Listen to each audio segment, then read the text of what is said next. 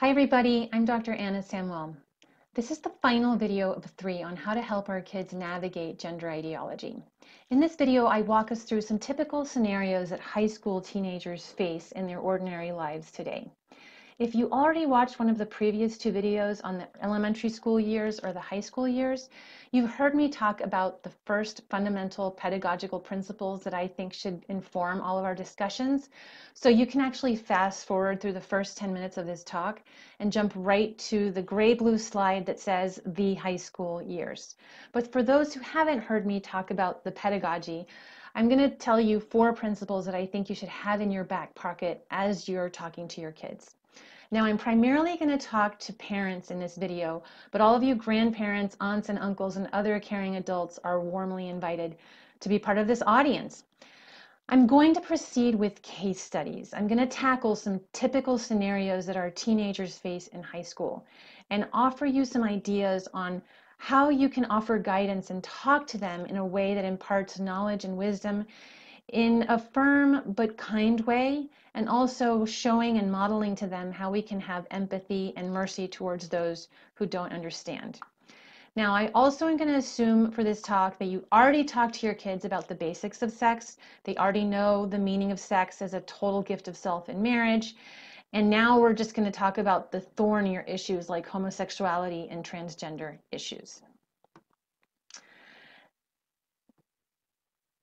Now, if you haven't talked about the basics of these things with your kids, we just published this really great book. It's actually a booklet. It's very short. It packs a lot of punch in just a few pages. It gives you a game plan on how you can talk to kids from every age. But I'm going to focus on the thornier issues today. So let me begin with the pedagogical principles that I think are helpful. The first pedagogical principle is to speak the natural law. So in today's climate, the strongest fortress that I think you can build in your child's mind is grounded in natural law and a clear understanding of their biological makeup. Many families primarily speak to their children about their religion's teachings on sex, which is fine, but it's very important to supplement that religious instruction with a more universal morality. Moreover, as they get older, there may come a time when they themselves experience doubts about their faith. This is very common in college when they may temporarily shed their faith in order to later take it up again as their own. But knowing the natural law will protect them during that vulnerable time in their life. The second principle is to speak intimately with your child. The ideal is to practice conversational intimacy with your kids from a very young age. One of the reasons I think parents have such a hard time talking to kids about sex in general, but especially about topics like homosexuality and what kind of behavior is appropriate with our bodies, is because it's such an intimate topic to begin with. So you have to have already built up quite a bit of familiarity and closeness with your kid for it to even feel natural to broach these subjects. It's never too late to start, but the ideal is to begin to build intimacy from a young age. The way you build intimacy is through intimate communication. It's about having frequent one-to-one conversations about what's on their heart and mind in a private setting. You can ask, what's worrying you? Or what did you think about the party? Or why are you so upset today? Anything is game. Friend issues, personal difficulties, academic problems, issues with family members, questions about their faith or the meaning of life. Basically, as the parent, you want to work towards becoming a personal life coach. In my household, our younger children began to nickname our private talks talkie talks. They derived it from walkie-talkie because with the talkie talks, we were having this private one-to-one conversation. And they also use it as a code word. So if one of them would say, Mom, I need to have a talkie talk, or Dad, talkie talk, it was code for, I really need to talk to you privately about something that's important to me behind closed, locked doors so that my siblings don't bust in on our conversation. And they love that private audience and they ask for it often, even when, in my opinion, the matter they want to talk about is kind of trivial. But try to give them time to talk about what they consider important, because it really speaks volumes to them about what you think of their interior thoughts. And when the time comes that you want to talk to them about something important to you, they'll gladly reciprocate because you've already shown so much trust and intimacy to them. As they get older, the talks are naturally going to become deeper and in some cases more serious and surprising, especially when they come talk to you about sexual ideas that they heard outside the home.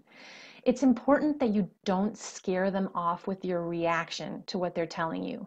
You might be personally horrified about what they just heard out on the street, but you don't want them to be afraid to tell you about it for fear that you're going to launch into some kind of an outrage. So stay calm, and one trick is to ask them how they reacted to it. I feel like if you ask them how they reacted, then it's going to give you time to sort of get your composure and gather your own thoughts, and then you can give them your opinion. Basically, you want them to know that you respect their experience and you value their opinion. And here are some ideas that'll help us understand the truth. Also, don't worry if you don't have all of the answers, especially as they get older. They can come and ask us some really difficult questions. You can say something like, wow, that's a really important question, and I need some time to think about it, the answer. Can I get back to you first thing in the morning? And then go speak to your spouse or consult an expert and think carefully about how you want to answer them. This models not only humility to your child, but also this kind of spirit that you're a co-investigator with them. And here are some ideas to help us get at the truth. The third pedagogical principle is to speak age appropriately to your kids. As a parent or adult, you have to develop a kind of sixth sense, a special prudence to speak what is appropriate for their age. Your child will clue you in to how much more information they need. So let them take the lead in asking questions and then answer with the truth simply, answering exactly what they have asked without adding too much more. Then wait to see if they're satisfied by the answer or see if they need to know more. You want to take them to the next level of understanding so their curiosity is appeased. Now that said, at Canavox, we've developed some guidelines for how much to expose our kids to. From the age of 1 to 10, you want to expose them to truth, goodness, and beauty about sexuality and marriage, and shelter them from confusing examples. You basically want to establish a clear baseline of what is good. Whenever LGBT issues come up at this age, as a parent or adult in their lives, try to keep it simple and focus on the truth of what marriage is and what good friendship looks like, and refrain from getting into complex discussions about mature topics. Then, around the ages of 10 to 15, you begin to really expose them to some of the lies and the misunderstandings that are out there. So you face the realities while reinforcing the ideals. Think of it as building a filter with them.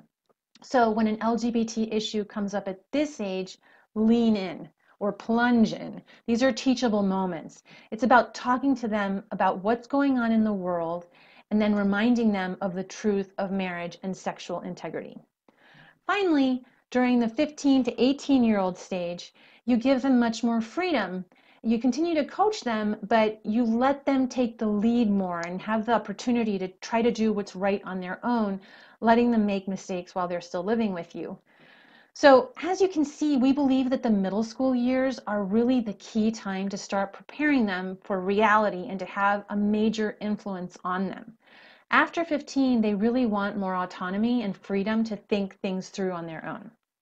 Now, I know from experience that a lot of parents balk at this because most parents prefer to protect their children from the lies and shelter them as long as possible, definitely through middle school and perhaps as long as possible through high school too.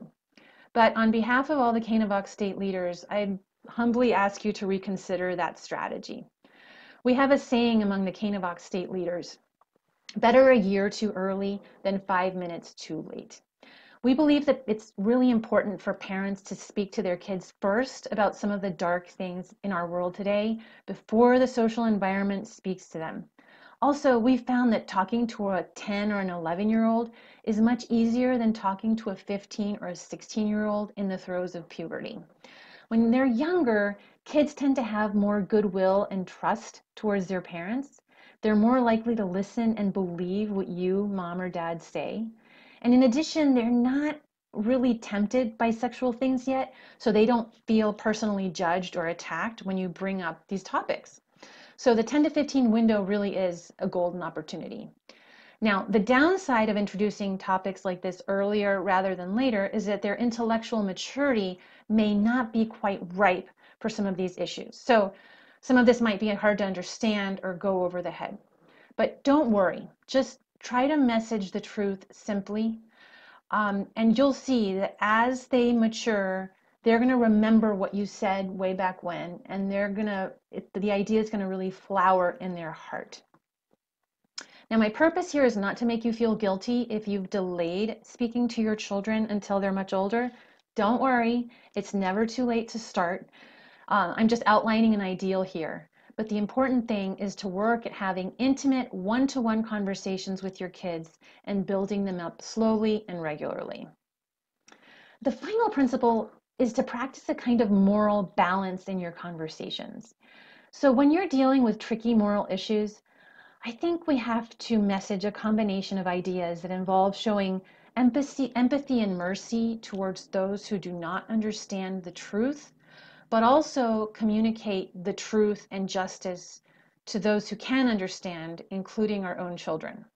So most people are either very good at the virtues of the left and poor at the virtues of the right, or vice versa. Progressives tend to put much more weight into the mercy and empathy side of the equation, and conservatives tend to hammer more at the truth and justice side of the equation. But I think that to have a well-balanced and complete answer, we need to try to hit all four areas well and pursue this kind of balanced approach with our kids. So let's dive into the scenarios now, aware that there really is no cookie cutter recipe for what the right thing is to say every time. My goal is just to get your moral imagination going so that when the time comes, you've already thought through one way to say things, and then you can sort of riff it and say things in your own unique way, applying these pedagogical principles. John joined the Gay Pride Alliance and has come out as gay. So once in high school, your child may watch some friends come out as gay. It's going to take many ongoing conversations to help them process what's happening and absorb the key messages. So I think the first step is to help your teen distinguish between same-sex attractions and gay identity, which are two different things. Some people experience same-sex attractions, and they simply need to describe their feelings accurately to others like their parents, close family or friends, or a therapist or religious leader, whereas other people take the further step of adopting a gay identity, which is not merely a description of a feeling, but a declaration. It's usually a more public declaration, which today is typically taken to mean declaration of a lifestyle. It's a declaration of a gay identity and a lifestyle for oneself. So you can ask your teen to reflect on this distinction. What does John really mean when he says he's coming out as gay? People will assume that he means he experiences same-sex attractions, but in today's culture, it usually also means that he's willing to adopt the lifestyle and have public relationships with other men. But let's slow down. What if all he really means is that he has feelings of attraction for other males? Maybe he's so astonished by that experience of strong attraction that he feels that the only honest conclusion is that he is gay, because that's what his friends, the entertainment industry, and the culture at school are telling him. But maybe there's another way for him to process what he's feeling. And now that you've planted that new possibility in your teen's mind, the next step, I think, is to talk to them about social scripts. So what's a social script? Social scripts reflect expectations our culture has about how we're supposed to live and behave towards other people. So for example, it used to be that the social script was that a romantic couple would date, fall in love, get married, and then have kids. The love, marriage, and baby carriage. But today, a more dominant social script is rather that a couple should go out on dates, fall in love, move in together, and the marriage and the children part are optional.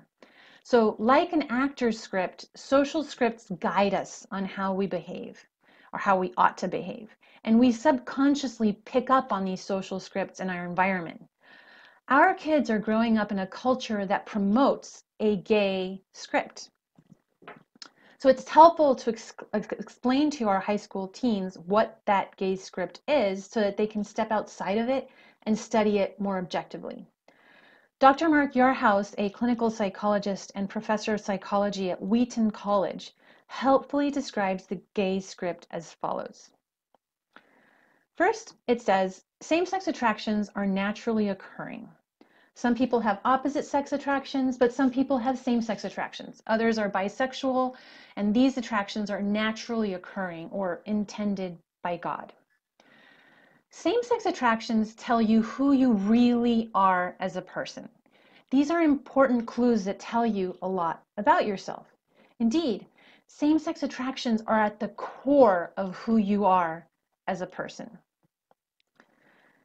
Behaviors that match your identity are an extension of that core. And the behaviors that match your identity are crucial for your self-fulfillment. Okay, so finally, the last step is welcome to the club. You're going to find many friends in this gay community. So we can see why the gay script is very attractive to a teen. A teenager may be having some very confusing feelings, and the gay script tells them these are natural and good and blessed by God. Plus, all teens desire good friendships, and they desire to understand themselves as well. So, of course, teens are going to be drawn to this script. It also tells them that no one can blame or judge them for expressing and behaving according to their core identity. The problem is that this script promotes a deeply flawed and narrow understanding of human identity. It promotes the view that human identity is grounded in our sexual feelings, which is not true. So we need to offer young people an alternate script, one that helps them understand the truth of their identity and then helps them realize that they have some choices to make. They aren't predetermined in this really narrow way towards the gay identity and lifestyle. Now, Dr. Yarhouse, who coined this gay script, is a Christian therapist, and he offers an alternate script based on identity in Christ. But I'm a natural law theorist, so I was more interested in coming up with a natural law script. So here's one possible script, one that's based on a more universal morality. So the first step is that some people experience same-sex attractions. This is part of their reality. This doesn't mean the person is broken or bad. Individuals who experience same-sex attractions can't help how they feel about the people around them. And usually they experience same-sex attractions without having done anything to invite or cause these feelings. However, it's not the way it's supposed to be. Something is off. Second, our sexual feelings do not define us. Although same-sex attractions are a real part of this person's experience, those feelings don't determine his or her identity. Our identity is grounded in our human nature, and it's enhanced by our choices. I'm going to take a few slides to explain this, and then I'm going to come back to the script. So the unchangeable core of our received identity is our human nature, which is a spiritual and a bodily unity. We have spiritual capacities of intellect, emotions, and free will, and we're social animals who desire deep friendship with others. Our bodily capacities are also important. They're an important part of our nature, and they include systems, bodily systems like our respiratory system, our digestive system, and our reproductive system, which in turn is either male or female. It's really wonderful to know ourselves and marvel at our nature, because denial or rejection of our nature causes alienation and unhappiness, because it's a kind of turning against who we are. But that's not the whole story. In addition to that core human nature, there are other aspects of our identity that we receive, like our ancestry, the time period until which we were born, or the particular faith tradition that we were raised in by our parents. All of these things mark us, and we don't get to choose them. These events chose us. However, we can react to these things with our own free will, and we can further shape our own personal identity as we grow up with choices, for example, about our education, our work, our faith tradition that we choose, and the family that we develop. You can tell your teen, your identity is this beautiful mix of received and chosen qualities that blend into who you are. All of these layers or dimensions of your experience go into forming your unique identity. So with this richer backdrop of how the natural law tradition understands personal identity, we can see why it's narrow-minded to say that the feeling of sexual attraction is at the core of our identity. Although the experience of sexual attraction is one of the features of human life and identity, it's not the core of our identity. The gay script wants to put vulnerable kids into these tiny boxes that don't capture how amazing they are by nature, and they don't offer them the full view of life paths available to them. It closes their horizons. And it's depersonalizing as well, because the gay script asks teens to treat their sexual feelings in a way we don't treat any other feelings. It tells teens that they must follow their sexual urges. But most people recognize that we have reason and free will to shape and respond to our natural urges in ways that are good, healthy, and beautiful for us. We recognize, for example, that many of us have urges to overeat. That doesn't make us bad or broken people, but we recognize that there's something off about that urge, and we need to work at eating in healthy, moderate ways. That sovereignty over our feelings is part of what makes us human. So the gay script neglects that more mature way to handle our feelings and opts for making our sexual feelings the dominating dictator. So now that we have a better sense of the natural law view of the human person, let me go back to the natural script, which tells people with same-sex attractions. The next step is that you can choose to integrate your sexual feelings into your human identity and direct your passions in accord with what is good and beautiful for you as a human person. So the idea is to acknowledge and accept that the feelings of same-sex attraction are there. They're a real part of your experience, but not give them more importance than they deserve. The individual can choose to center his or her identity on his or her humanity, on their personal faith, for instance, their identity in Christ, or in their family relationships, professional pursuits, hobbies, beloved friendships, and the like. So that person can seek a well-rounded identity. Next, strong friendships are going to be crucial for your self-fulfillment and happiness. We are all social animals, and we need close friends and family to be happy.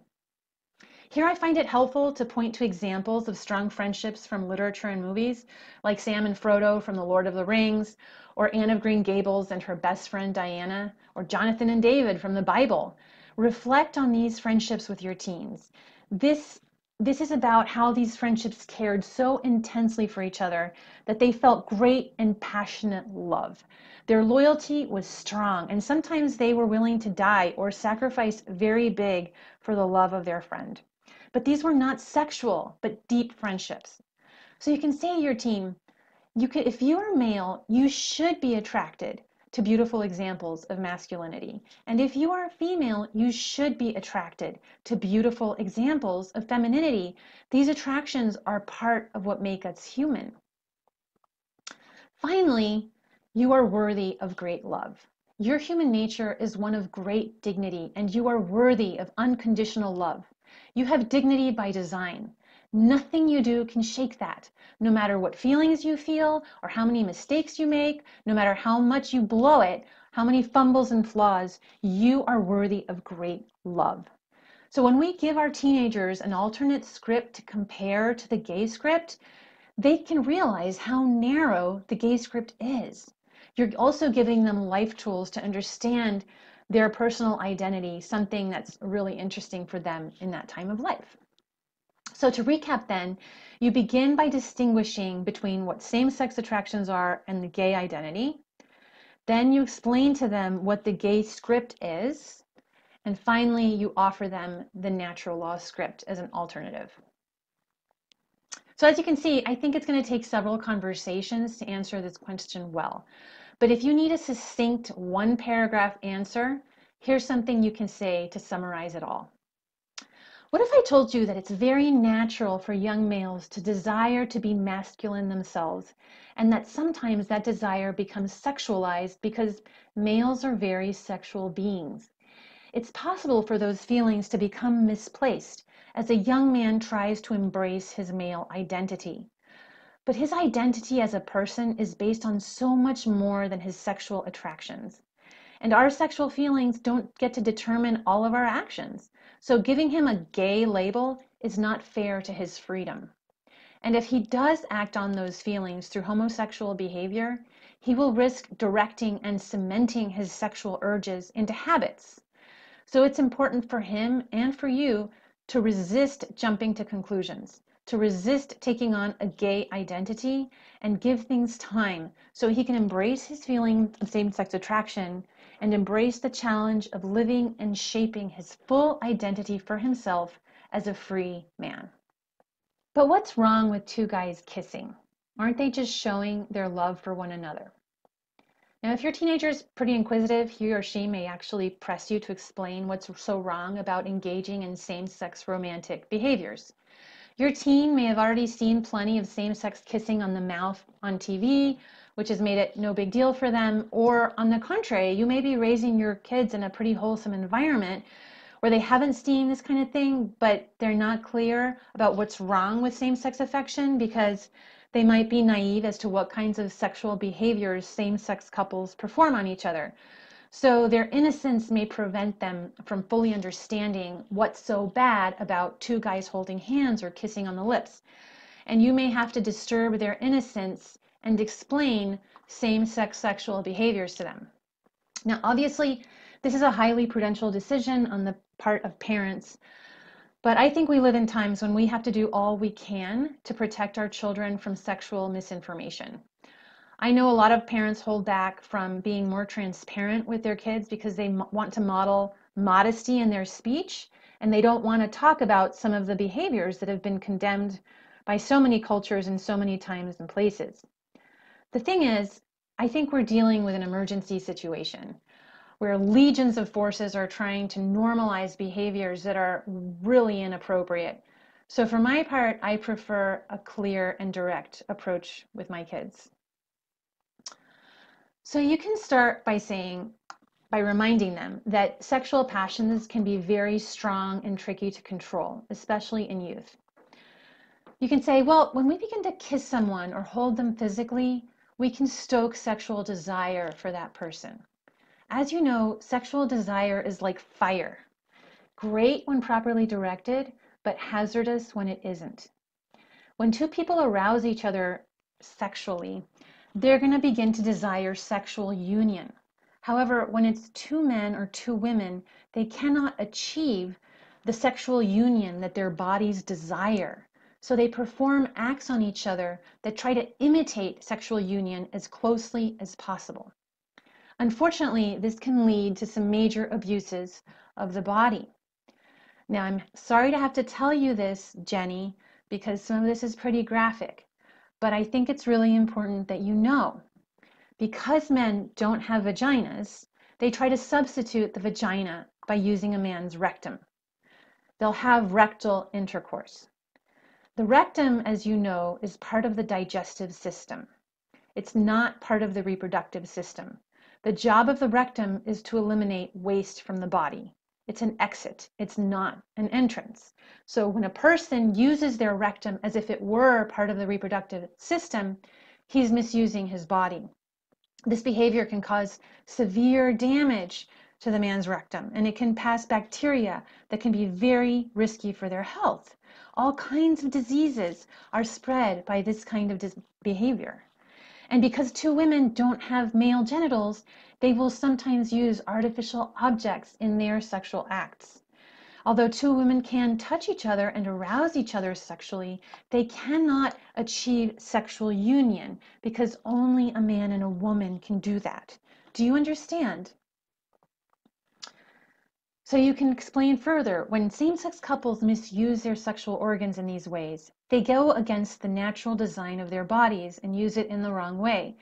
It's kind of like a person who sniffs glue and abuses their lungs, which are made to breathe clean air and get clean oxygen. We would never celebrate a glue sniffer and say that he or she should be proud of their alternative way of getting air. We recognize that we shouldn't misuse our bodies in these radical ways. But these acts also turn into a psychological and emotional problem, because when same-sex couples misuse our bodies in these ways, we alienate or turn ourselves away from our bodies.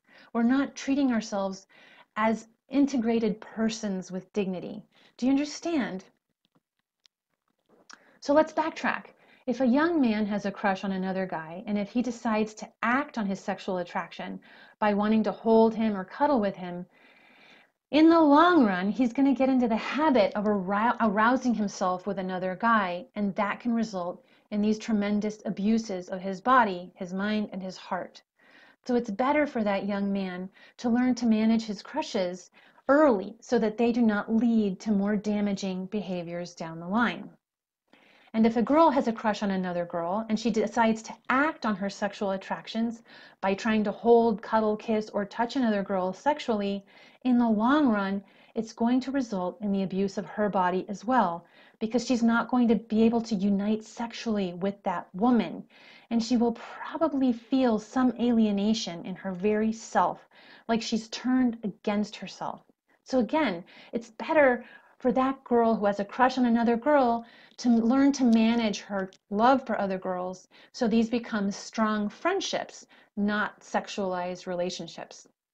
By respecting our bodies, we respect ourselves. We respect and accept who we are as a body and soul unity with beautiful natural functions.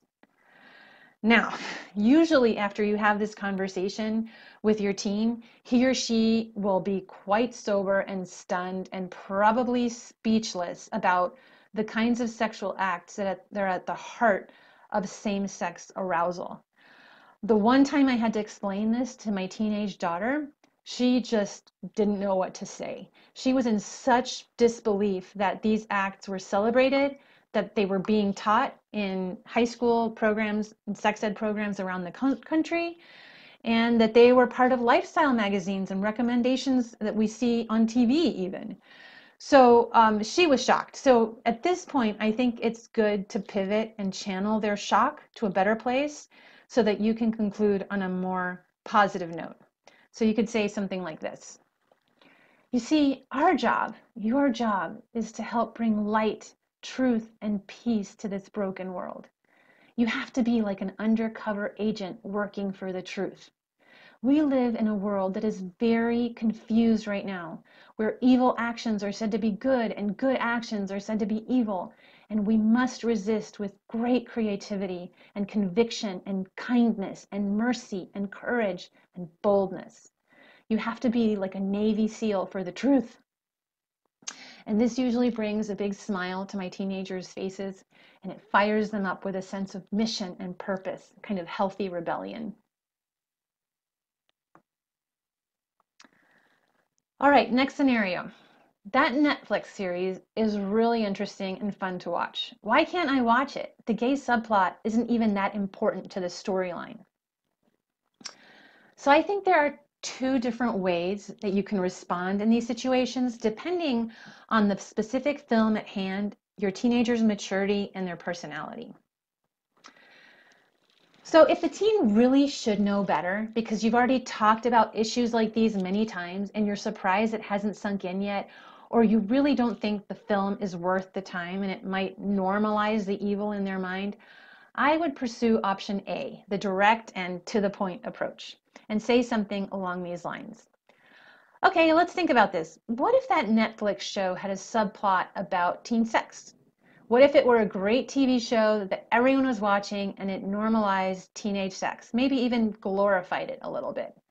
Would we want to endorse that kind of behavior with our views? Let the ratings for that show go up? Would we want to watch teen sex even in tiny amounts and become normalized in our minds? No, right? We always want to be shocked when we see teens having sex. And watching it in even small amounts can erode our sense of shock. One of our state leaders shared her mother's timeless quip with us. She said that her mom used to say, well, what if I served you brownies with a little poop in them? I mean, you probably wouldn't even detect that it's there, and it probably wouldn't harm you in such a small amount, but would you want to regularly ingest brownies with a little poop in them? If you say that, of course, it might ruin their experience of brownies for the rest of their lives, but the idea is to really give them a bit of straight talk. But you might decide that your child isn't going to take the straight talk very well, or you might think it would be better to pursue a different, more patient path, in which case you can go for option B, the patient and thorough approach. And that option is for you as the parent to sit down and watch the TV show with them together. This way you help them become a more discriminating viewer of media. Look, a very important skill today is to teach our kids to know how to judge the media that they're watching. There's some TV shows that aren't too over the top and which actually may present a golden opportunity for you to broach these subjects in a kind of controlled way, introducing them to simulations of real life scenarios in a way that you can talk it through with them by their side, and you can help to form their conscience. As I said earlier, our Canavox philosophy is to expose our children to tough subjects as soon as we think that they are ready, so that you can build the filter with them. Media can be a really great tool for us parents as we seek to educate our kids. You may judge that TV show or movie at hand will show them just the right amount of those issues so that you can talk about it in a constructive and formative way. It can be a great teaching tool. Now, I will say that as the parent, you're going to have to stay really calm as you watch the show with them. I mean, you might be just rolling your eyes as you watch, but you've got to have a pretty good poker face and make sure that you stay calm and analytic and not let the conversation get too heated. You have to be open to your teenager's interpretation of the material, but also stay confident in communicating the truth to them. The goal is to teach them, of course, how to be good detectives, to figure out how the plot glorifies the evil, or what techniques the producers are using to present gender ideology in glowing ways that don't really conform to the reality. You could ask, why do you think they're presenting that gay character as happy-go-lucky all the time? Do you think that is realistic? And then after you watch the TV show together, you can ask them, okay, so was that movie uplifting and inspiring, or do you think we maybe just ate a little poop in the brownie? Okay. My classmate James says she's a boy now. Should I use transgender pronouns? As we try hard to show respect for our trans friends, colleagues, and family members, the question immediately arises, can we use transgender pronouns? The answer is pretty simple, no. Otherwise, we become complicit in a lie and can begin to confuse ourselves too about the truth and the reality of the matter. I've seen people who begin to adopt the transgender pronoun and later confess to me that they actually completely got accustomed to thinking about that person as the sex they wanted to be. What we say out loud to ourselves can become insinuated into our hearts. So we have to speak the truth always. I know this is hard, but we have to teach our children to do the hard, right thing. We push our kids to excel in every other area, in music and in athletics and in math. We can push them to excel in the proper forms of speech in these delicate scenarios. Tell your kid to be very kind and welcoming towards their classmate and always interact with kindness, respect, and compassion, especially if she thinks she's a boy. Who knows what she's suffered or are currently suffering such that she wants to reject her body. Your son or daughter can exert himself to use the desired name the person wants to be referred to, but not the pronoun. You can say, Ash went to the bathroom. The teacher is going to the music room with Ash, or that backpack is Ash's. Also, if there's a history of goodwill and kindness between your child and the trans teen, they may be able to talk about the pronoun issue and come to a mutual understanding. We have a Canavox leader who lives right next door to a couple of women, and one of the women began to take the drugs to make her appear more male. And eventually she came over and asked our leader to please refer to her with the new name and with her preferred masculine pronouns. And our state leader listened very politely, But in due course, at the right moment, she eventually said, you know, I'm so sorry, I'm having a really hard time using your preferred pronouns. Would you mind if I just use your chosen name instead? And the neighbor was completely fine with it. We often assume that things are only going to go badly if we ask to interact differently or set some polite limits, but kind face-to-face conversation can really go a long way. Also, parents, you know, I've noticed we have this tendency to tell our teens to stay away from kids with trans issues or whatever. But I would encourage you to think about whether your child is mature enough and loving enough and in a good position to reach out in true friendship, to be a shoulder to cry on or a friend to lean on. Your child can make an incredible difference in another person's life simply by being a good friend, somebody who listens and asks good questions like, so when did you start to question your gender identity? Or how do you cope with the discomfort you feel about your biological sex? And then just listen to their response. This is very delicate business, but the challenge is to look into the person's confusion with compassion. Stand very strong in the knowledge of the truth and love them where they are. Let me conclude. Parents, you are national treasures. You are more important than the White House. You're more important than the Supreme Court. You are more important than the New York Times and so many social media outlets out there. You are national treasures. You are charged with the task of raising the next generation of people in our country. Leaders who have big hearts and well-trained tongues, who have patient spirits working for the dignity of all persons and for the rights of children.